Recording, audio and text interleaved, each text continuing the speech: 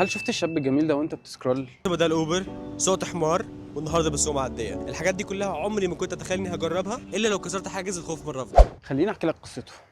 كريم زيه وزيك وزيي وزينا كلنا، كان عنده مخاوف، وكان عنده سبيسيفيكلي الخوف من الرفض.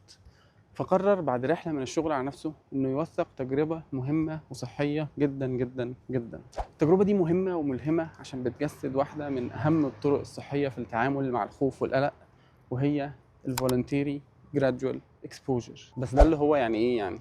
دكتور جيرمي كيجن، واحد من اهم علماء النفس في دراسة الخوف وازاي نقدر نتعامل معاه بشكل صحي، كان بيهايلايت ان من اهم الطرق في التعامل معاه هو ان الشخص يختار يتعرض للمواقف الانفاميليير او اللي بتسبب له خوف بشكل تدريجي. كريم عمله بيوثقه هو انه اختار يعرض نفسه للحاجة اللي هو بيخاف منها، وهي الرفض.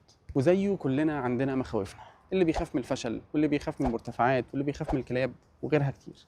كلها امثلة ممكن نطبق معاها نفس الطريقة، اننا نختار بشكل واعي نعرض نفسنا للمواقف اللي احنا بنخاف منها دي بشكل تدريجي.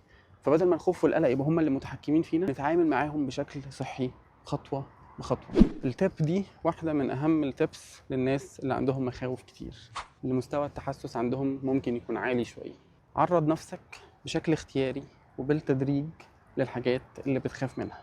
ممكن تاخد لفة مع فيديوهات كريم وشاركنا ألهمتك إزاي في خطوتك اللي جاية مع مخاوفك. وما تنساش تدعي لإخواتنا. وبس كده، سلام.